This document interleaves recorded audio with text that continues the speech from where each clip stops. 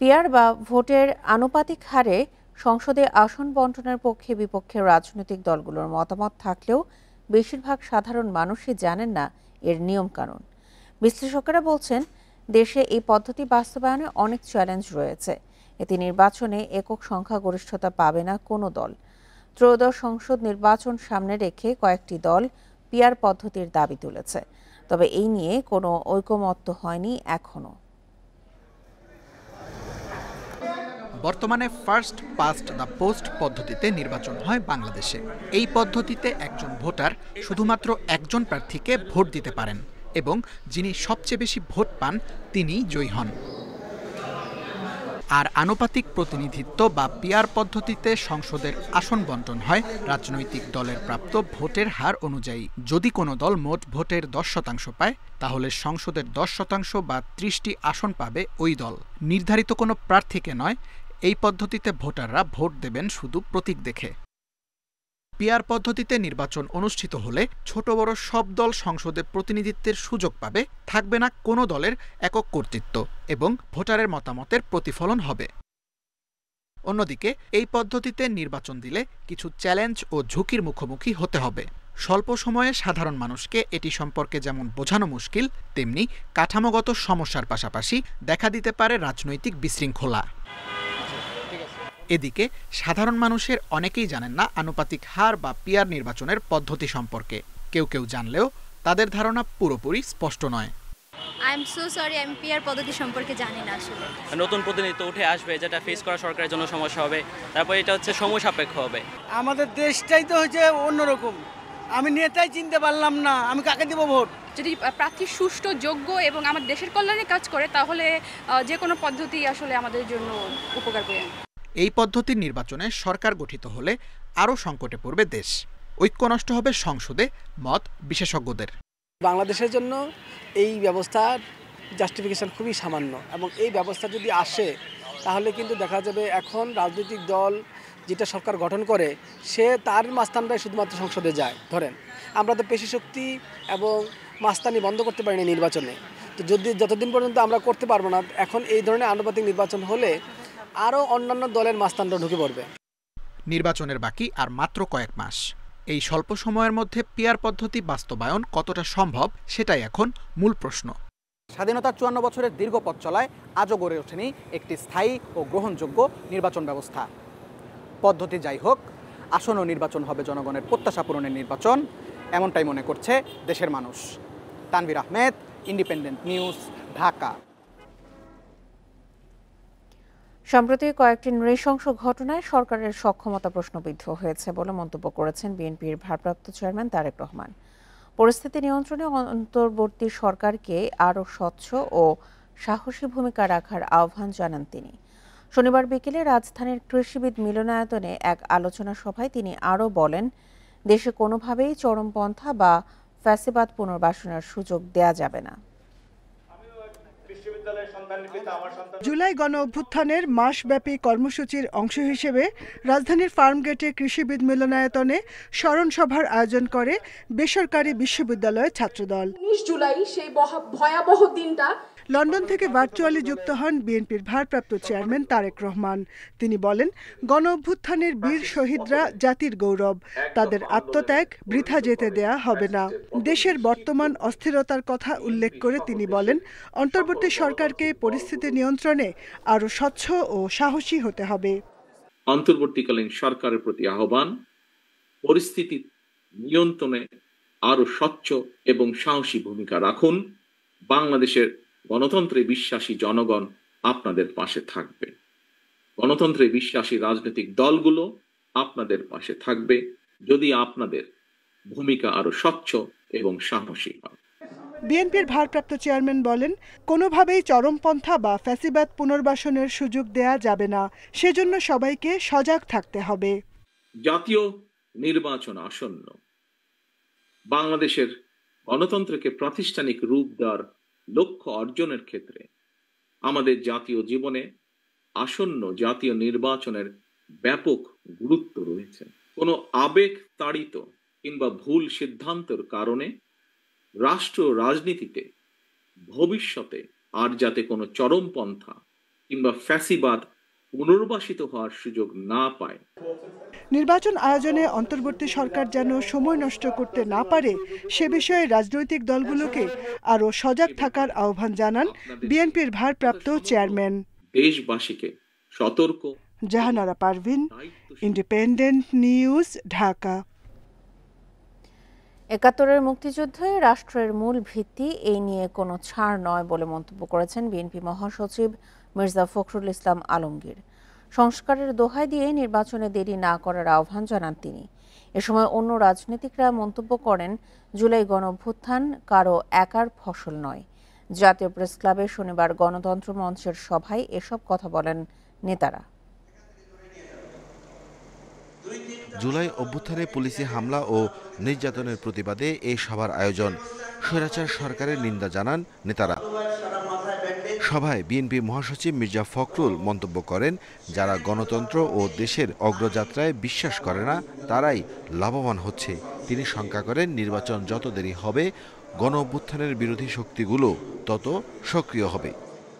1971 হচ্ছে আমাদের কিন্তু মূল কথা, স্বাধীনতা যুদ্ধ আমাদের মূল কথা, ওইখানে আমাদের কোনো কম্প্রোমাইজ নাই। আমরা একটা নিরেট উদারপন্থী গণতান্ত্রিক রাজনৈতিক দল, আমরা কোনো বিপ্লবী দল নই। আমরা বিপ্লব করে ক্ষমতায় যাওয়ার মতো আমাদের কোনো সামর্থ্য নেই এবং সেই ইচ্ছাও নেই। রাজনৈতিক দলগুলোর সাথে আলোচনা করে সমস্যা সমাধানের তাগিদ দেন নেতারা। দ্রুত নির্বাচনের দাবিও জানান। নানান লক্ষণ আমরা দেখছি, মিটফোর্ডে যেভাবে একটা হত্যা করা হয়েছে এবং যেভাবে তার ভিডিও ফুটেজ ন্যারেটিভ হাজির হয়েছে, পরিষ্কারভাবে ষড়যন্ত্র চলছে। জাতি যে এক বুক আশা নিয়ে তাদের প্রতি একটা আনন্দ ভালোবাসা নিয়ে অভ্যুত্থানের পরে তাদেরকে দায়িত্ব দিয়েছিল 11 মাসে, যদি আপনি বলেন যে 10-এর মধ্যে তাদেরকে কত দেবেন, আমি 4-5 দেব তাদেরকে। এই গণ অভ্যুত্থান ফ্যাসিবাদ বিরোধী সকল রাজনৈতিক দলের হাত থেকে সরে গিয়ে মুষ্টিমেয় কিছু রাজনৈতিক হাতের দলের কাছে বা গোষ্ঠীর কাছে এটা সীমাবদ্ধ হয়ে পড়ুক। এই গণ অভ্যুত্থান আমাদের সকলের।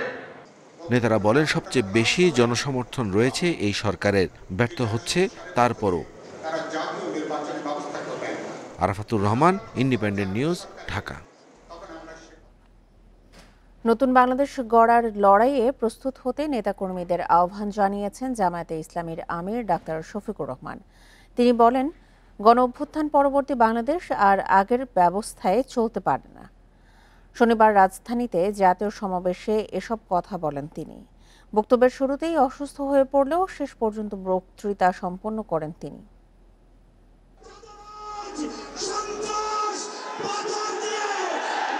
সাত দফা দাবিতে সোহরাওয়ার্দী উদ্যানে জামাতের এ জাতীয় সমাবেশ। এতে যোগ দিতে নির্ধারিত সময়ের একদিন আগেই উপস্থিত হন ঢাকার বাইরের নেতাকর্মীরা। সকাল 10টার মধ্যেই কানায় কানায় পূর্ণ হয়ে যায় সোহরাওয়ার্দী উদ্যান। শুরু হয় সাংস্কৃতিক পরিবেশনা। মাঠ ছাপিয়ে সমাবেশের ব্যাপ্তি ছড়ায় শাহবাগ, দোয়েল চত্বর, কদম ফোয়ারা, মৎস্য ভবন, কাকরাইল সহ আশপাশের এলাকায়। স্লোগানে স্লোগানে মুখর হয়ে ওঠে সোহরাওয়ার্দী উদ্যান।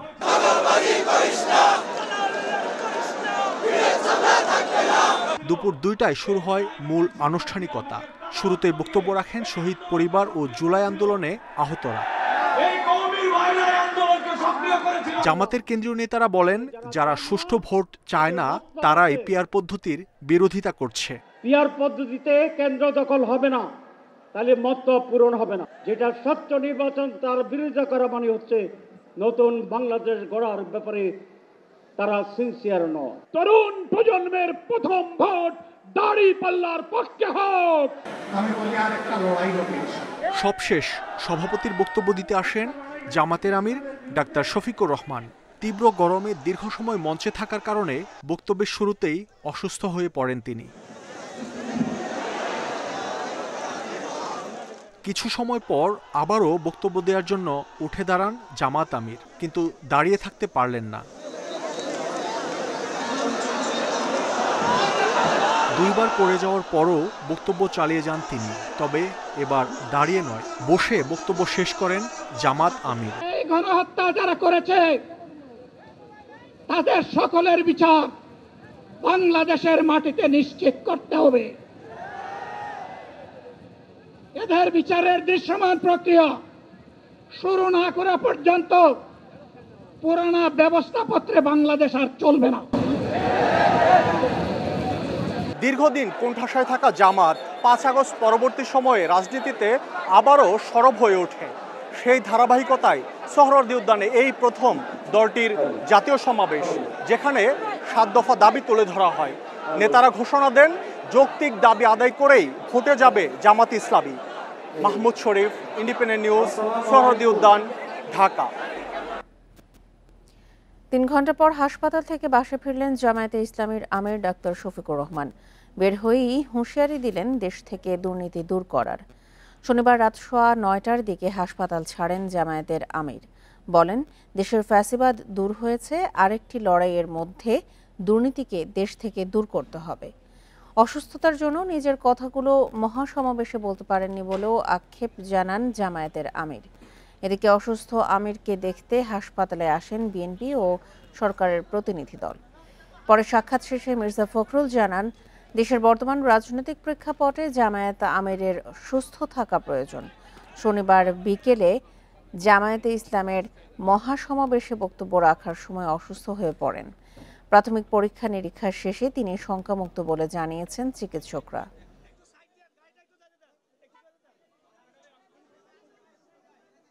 দেশে বিদেশে যারা আমার এই সাময়িক অবস্থা দেখে কষ্ট পেয়েছেন, সহানুভূতি প্রকাশ করেছেন, দোয়া করেছেন, তাদের সকলকে সালাম জানাই এবং কৃতজ্ঞতা জানাই।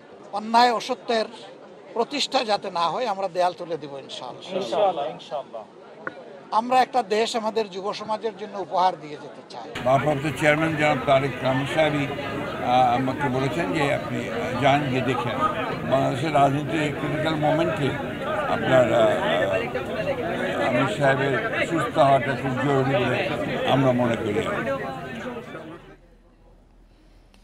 ভিন্নমত থাকলেও ভারতীয় আধিপত্যবাদের বিপক্ষে সবাইকে ঐক্যবদ্ধ হওয়ার আহ্বান বিভিন্ন রাজনৈতিক দলের নেতাদের। শনিবার জামায়াতে ইসলামীর সমাবেশে তারা আরও বলেন, নির্বাচনে উচ্চকক্ষে পিআর না চাওয়া মানে জাতিসংঘে প্রতারণা।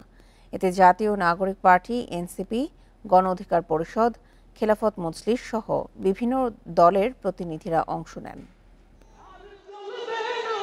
রাজধানীর সোহরাওয়ার্দী উদ্যানে জামায়াতের জাতীয় সমাবেশে এনসিপি, ইসলামী আন্দোলন, গণ অধিকার পরিষদ, খেলাফত মজলিস সহ আমন্ত্রিত বিভিন্ন প্রতিনিধিরা বক্তব্য রাখেন। তারা বলেন, রাজনৈতিক মতপার্থক্য থাকলেও ভারতীয় আধিপত্যবাদের প্রশ্নে আপোষ হবে না।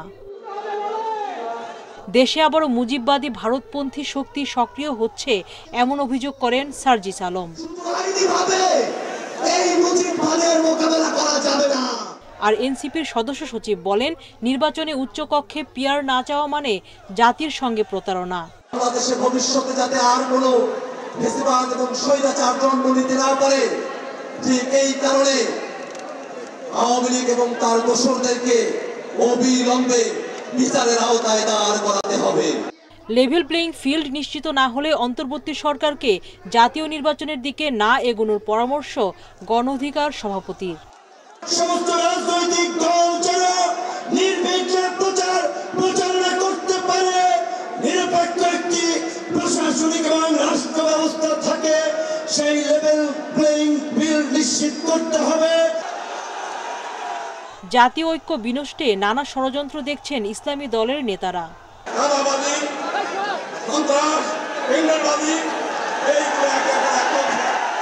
৫ বছরের মধ্যে এদেশের মানুষ একটা সুষ্ঠু নির্বাচন কখনো দেখে নাই। রাজনৈতিক সংস্কৃতির সুস্থ চর্চায় সবার অংশগ্রহণ নিশ্চিতের আহ্বান তাদের। সুলতানা জাহান মিতু, ইন্ডিপেন্ডেন্ট নিউজ, ঢাকা। কক্সবাজারের চকরিয়ায় এনসিপির ফাঁকা সমাবেশ মঞ্চে ভাঙচুর করা হয়েছে। এজন্য স্থানীয় বিএনপি কর্মীদের বিরুদ্ধে অভিযোগ করেছে এনসিপি। এর আগে শনিবার দুপুরে কক্সবাজার শহরে সমাবেশে যোগ দেন দলটির কেন্দ্রীয় নেতারা। এ সময় কারো পিআর বুঝাবুঝিতে সংস্কার আটকে থাকবে না বলে মন্তব্য করেন আহ্বায়ক নাহিদ ইসলাম। রাতে বান্দরবানে সমাবেশে বক্তব্য রাখেন দলটির নেতাকর্মীরা। শনিবার দুপুরে কক্সবাজার চকরিয়ায় জুলাই পদযাত্রা উপলক্ষে এনসিপির সমাবেশের মঞ্চে হামলা ও ভাঙচুর করা হয়।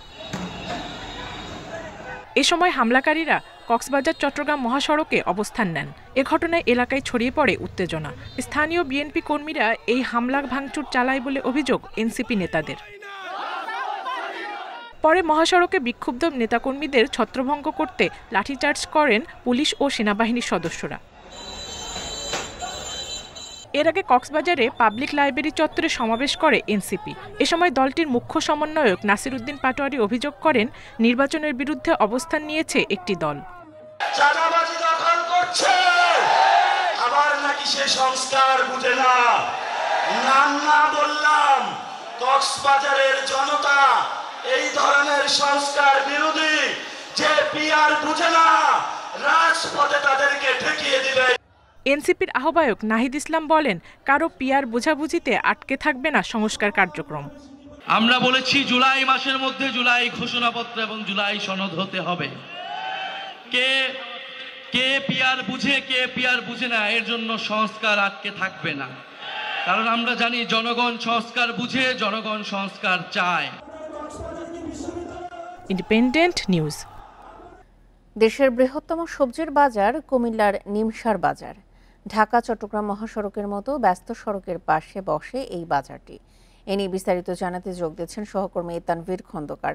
তানভীর, দেশের বৃহত্তম সবজির বাজারে সবজির দাম কেমন দেখছেন? নিমসার বাজারে আজকের পরিস্থিতি কেমন, আর লোক সমাগম কেমন সেখানে? যেহেতু একটানা বৃষ্টিপাত হচ্ছে আমাদের এই দক্ষিণ পূর্বাঞ্চলের জেলাগুলোতে, তো সেই কারণে কিন্তু বাজারে সবজির দাম একটু বেশি। কারণ এই মুহূর্তে আসলে যে অনেক এলাকাগুলো জলাবদ্ধ হয়ে পড়েছিল, যে কারণে কৃষি জমি বিনষ্ট হয়েছে। তো দেখা গেছে যে যেই এলাকাগুলো আসলে এই বন্যা আক্রান্ত হয়েছে কিংবা জলাবদ্ধতায় আক্রান্ত হয়েছে, সেই সব এলাকাগুলোতে সবজির যে সরবরাহ সেটি কম রয়েছে, যে কারণে কিন্তু বাজারে দাম বেশি। তারপরেও কিন্তু আমরা দেখছি যে এই কিন্তু যে বাজার বসে সেটি প্রায় রাত 3টা থেকে শুরু হয়, আর এই বাজার চলে কিন্তু সকাল 10টা পর্যন্ত। তো প্রতিদিনের মতো কিন্তু আজও বাজার বসেছে, এবং এই বাজারে যেই বিক্রেতারা আসেন তারা মূলত দেশের বিভিন্ন এলাকা থেকে আসেন। দেশের উত্তরবঙ্গ থেকে বেশিরভাগ সবজি বিক্রেতারা এখানে এসে থাকেন। এছাড়াও আমরা দেখেছি যে দক্ষিণাঞ্চলের চট্টগ্রাম, খাগড়াছড়ি, রাঙ্গামাটি সেসব এলাকা থেকেও আসেন। তো তবে আমরা একটি বিষয় দেখি যে যখন সরবরাহ বেশি থাকে মূলত এখানে কিন্তু দামটাও কম থাকে, কিন্তু সরবরাহ যদি কমে যায় সেক্ষেত্রে কিন্তু দামও কমে যায়। আর যেহেতু এই বর্ষার মৌসুমটি আসলে একটানা বৃষ্টিপাত চলছে, সেক্ষেত্রে কিন্তু সবজির সরবরাহ বাজারে কিছুটা কম রয়েছে। আর এই সরবরাহ কম থাকার কারণে কিন্তু বিভিন্ন সময় যে সবজির এই দাম সেটি কিন্তু ওঠানামা করে, যেটি কিন্তু ক্রেতারা আমাদেরকে বলেছেন। আর যেহেতু এখান থেকে বেশিরভাগই বিভিন্ন পাইকারি বাজারে মালামাল নেওয়া হয়, বিশেষ করে কুমিল্লা শহর এবং বিভিন্ন উপজেলাগুলোতে, সেই উপজেলাগুলোতে যখন এই সবজিগুলো যায়, সেখানে গিয়ে কিন্তু খুচরা বাজারের যে দাম, সেই দামের উপর নির্ভর করে কিন্তু দাম নির্ভর হয়ে যায়। তো সব মিলিয়ে দেখা যায় যে বাজার থেকে এখান থেকে যে পাইকারি দরে সবজি কেনাকাটা হয়, সেই কেনাকাটার যে দামটি সেটি কিন্তু আর একই রকম থাকে না। এখান থেকে যে দামে পাইকাররা মূলত বিক্রি করেন, সেই দামের চেয়ে অনেক বেশি দামে কিন্তু খুচরা বাজারে গিয়ে বিক্রি হয়, এবং এই দামের তারতম্য কিন্তু আমাদেরকে ক্রেতা এবং বিক্রেতারা বলেছেন বিভিন্ন সময় বাজারে থেকে পরিবহন যে খরচ, সেই খরচের উপর নির্ভর করে। দেশের বৃহত্তম সবজির বাজার কুমিল্লার নিমসার বাজার থেকে জানাচ্ছিলেন সহকর্মী তানভীর খন্দকার। তারুণ্যকে প্রযুক্তি নির্ভর মানব সম্পদে পরিণত করতে বরিশালে গড়ে তোলা হয় IT training and incubation centre. প্রায় 80 কোটি টাকা ব্যয়ে 6 তলা বিশিষ্ট ভবন বিশিষ্ট সেন্টারটি নির্মাণ কাজ শেষ হয় 3 বছর আগে। 2022 সালে জুলাইয়ে উদ্বোধন করা হলেও শুরু করা যায়নি কার্যক্রম। এখন ভবনের সৃষ্টি হয়েছে ভুতুড়ে পরিবেশ। কাজে আসছে না এই ভবনও। অল্প কিছু কাজ বাকি থাকায় সেন্টারটি চালু করা যাচ্ছে না। 2017 সালে বরিশালের নথুল্লাবাদ এলাকায় 2.5 একর জমির উপর শুরু হয় আইটি ট্রেনিং অ্যান্ড ইনকিউবেশন সেন্টারের নির্মাণ কাজ। 2021 সালের 31 ডিসেম্বরের মধ্যে চালুর কথা থাকলেও এখনও অকার্যকর অবস্থায় পড়ে আছে কেন্দ্রটি। বিল বাকি, তাই পানি ও বিদ্যুৎ সরবরাহ বন্ধ। সেন্টারটিতে 5 জন কর্মী থাকলেও কাজের সুযোগ না থাকায় অলস সময় পার করছেন তারা। সংশ্লিষ্টদের অভিযোগ, সময়মতো সেন্টারটি চালু হলে এতদিনে 2000 আইটি উদ্যোক্তা তৈরি হতো। Graphics design, video editing, web development, digital marketing থেকে শুরু করে ই-কমার্স সহ মোট 16টি সেক্টরে প্রশিক্ষণের সুযোগ ছিল এখানে। প্রকল্প চলাকালে এখান থেকে 16,000 জনকে প্রশিক্ষণ দেওয়ার লক্ষ্য নির্ধারণ করা হয়েছিল। ডিজিটাল মার্কেটিং, ফ্রিল্যান্সিং এবং ইউসিসি ট্রেনিং করানোর পরে এখন আপাতত কোনো ট্রেনিং নাই। বুঝি যে এখানে ট্রেনিংগুলো যদি চালু থাকতো তাহলে আরও ভালো হতো, স্টুডেন্টরা অনেক গাইডলাইন পেত। বরিশাল শিক্ষা বোর্ড ও মাদ্রাসা বোর্ডের অধীনে প্রতি বছর পাশ করে প্রায় 2.5 লাখ শিক্ষার্থী। এদের একটি বড় অংশ প্রযুক্তিগত শিক্ষা থেকে বঞ্চিত হচ্ছে বলে জানিয়েছে বরিশাল শিক্ষা বোর্ডের চেয়ারম্যান। 10, 20, 15, 30 হাজার ছাত্রছাত্রীরা আমরা একটা ট্রেনিং নিতে পারে। ট্রেনিং নিয়ে এরা বাইরে নিজেদের একটা কর্মসংস্থানের ব্যবস্থা করতে পারে। হ্যাঁ, সেই জন্য এটা যদি বন্ধ থাকে, এটা দ্রুত চালু করার জন্য ব্যবস্থা নেওয়া উচিত। কেন্দ্রটি দ্রুত চালুর উদ্যোগ নেওয়া হয়েছে বলে জানিয়েছে জেলা প্রশাসন। সংশ্লিষ্ট মন্ত্রণালয়ের যে পিডি আছে তার সাথে আমাদের যোগাযোগ হয়েছে, এখনও পুরোপুরি কাজটা কমপ্লিট হয় নাই। তো আমরা বলেছি যে দ্রুত এই প্রকল্পের কাজটি সম্পন্ন করার পরে এখানে অনেক স্টুডেন্টরা বেরিয়ে আসছে, তারাও যেন এখান থেকে এই সুবিধাটা পায়, এই জন্য আমরা প্রয়োজনীয় উদ্যোগ গ্রহণ করব। দেশের দক্ষিণাঞ্চলের প্রযুক্তি উন্নয়ন ও তারুণ্যের কর্মসংস্থানে গুরুত্বপূর্ণ ভূমিকা রাখার কথা ছিল এই সেন্টারটির, কিন্তু সরকারি উদ্যোগের অভাবে তা বাস্তবায়ন হচ্ছে না। Independent news. বর্ষার শুরু থেকে ভোলার মেঘনা ও তেঁতুলিয়া নদীতে ভাঙন বেড়েছে। এর মধ্যে সদরের 5 ইউনিয়নের কয়েক কিলোমিটার নদী তীরের এলাকা বিলীন হয়েছে। হুমকির মুখে শহর রক্ষা বাঁধ। জেলার অন্তত 80টি পয়েন্টে ভাঙন দেখা দিয়েছে। পানি উন্নয়ন বোর্ড বলছে, ভাঙন ঠেকাতে স্বল্প ও দীর্ঘমেয়াদী প্রকল্প গ্রহণ করা হয়েছে। ভরা বর্ষায় টানা বৃষ্টি ও উজানের পানি বঙ্গোপসাগরে নামছে মেঘনা তেঁতুলিয়া নদী দিয়ে। এতে পানির তোড়ে ভেঙে যাচ্ছে ভোলার বিস্তীর্ণ এলাকা। গত কয়েকদিনে সদর উপজেলার শিবপুর ইউনিয়নের কয়েক কিলোমিটার এলাকা মেঘনার গর্ভে বিলীন হয়েছে। কেবল শিবপুর নয়, মেঘনা তীরের ধনিয়া, কাচিয়া, পূর্ব ইলিশা ও রাজাপুর ইউনিয়নের ঘরবাড়ি, ফসলের ক্ষেত, হাটবাজার ও শিক্ষা প্রতিষ্ঠানও যাচ্ছে নদীগর্ভে। ভাঙন অব্যাহত থাকায় শহর রক্ষা বাঁধ বিলীন হওয়ার শঙ্কায় স্থানীয়রা। ভাঙতে ভাঙতে আপনার রাস্তার কিনারে আসা পড়ছে, যে স্রোত, এই স্রোতে আপনার রাস্তাঘাট ভাঙনের সম্ভাবনা আছে। মেদুয়া, শান্তিরাট, বোলারখাল, শিবপুর, কালীকিত্রি, দুনিয়া ব্লক না থাকার কারণে ভাঙে যেতে আছে। সাররা কাজ করতে আছে, কিন্তু এটা হইতে আছে না। কিন্তু ব্লক হালান্তর কাছে কিন্তু হালাতে আছে বস্তা, কিন্তু এতে কোনো রক্ষা পাইতেছি না আমরা। পানি উন্নয়ন বোর্ড জানিয়েছে, ভাঙন ঠেকাতে 76 লাখ টাকা ব্যয়ে শিবপুরের 60 কিলোমিটার এলাকায় জিও ব্যাগ ফেলা হয়েছে। এছাড়া 4 কিলোমিটার এলাকার অতি ঝুঁকিপূর্ণ নদী তীর সংরক্ষণ ও 6 কিলোমিটার এলাকায় বন্যা নিয়ন্ত্রণ বাঁধ তৈরির একটি প্রকল্প হাতে নেওয়া হয়েছে। প্রিকশনারি কাজ চলমান আছে। এছাড়াও এই দুনিয়া, শিবপুর, মেদু এলাকায় রক্ষায় আমরা একটা প্রকল্প গ্রহণ করেছি। প্রকল্পটি প্রক্রিয়াধীন আছে। এই প্রকল্পে 4 কিলোমিটার নদীতে সংরক্ষণ কাজ, 6 কিলোমিটার ডাল সংরক্ষণ সহ বাঁধ পুনর্বাসন কাজ অন্তর্ভুক্ত করা আছে। বর্ষার শুরু থেকে জেলার 80 পয়েন্টে ভাঙন দেখা দিয়েছে। ভাঙন ঠেকাতে প্রায় 3.5 কোটি টাকার আরও 4টি প্রকল্পের কাজ চলছে বলে জানিয়েছে পানি উন্নয়ন বোর্ড। Independent news. শেরপুরের গারো পাহাড়ে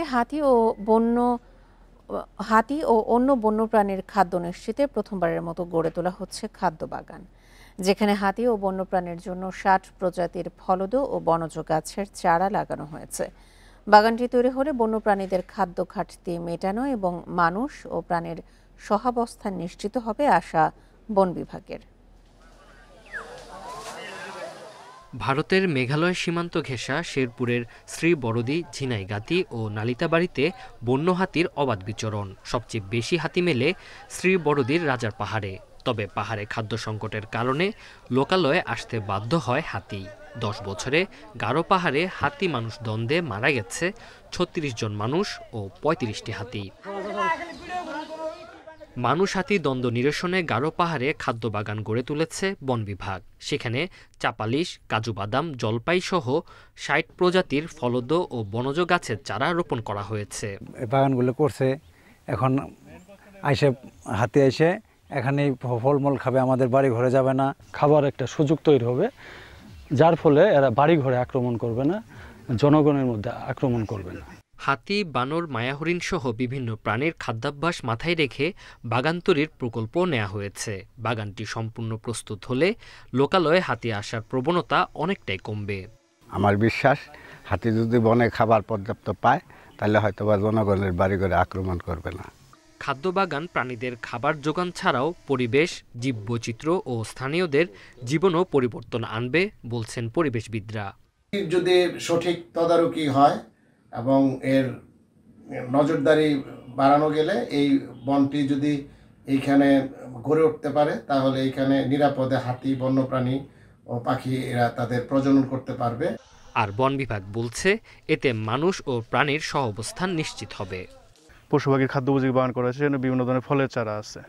আপনার যেমন হচ্ছে যে জলপাই, চাপালিশ, তারপর ডেওয়া, কাউ ফল, এই যে বিভিন্ন প্রজাতির ফলের যে ইয়াগুলো আছে, এখানে স্থানীয় যারা জনগোষ্ঠী আছে তারা হচ্ছে বন থেকে হচ্ছে এই ফলগুলো সংগ্রহ করে হচ্ছে যে খেতে পারবে আর কি। গারো পাহাড়ে 40 হেক্টর জমিতে প্রথমবার তৈরি করা হচ্ছে এই খাদ্য বাগান। Independent news. আর ছিল এখনকার মতো ইন্ডিপেন্ডেন্ট সংবাদে। এছাড়া ইন্ডিপেন্ডেন্ট টেলিভিশনের সব খবর আরও বিস্তারিত জানতে চোখ রাখুন ফেসবুক, ইউটিউব এবং এক্সে। ধন্যবাদ সবাইকে। আমন্ত্রণ পরের আয়োজনে।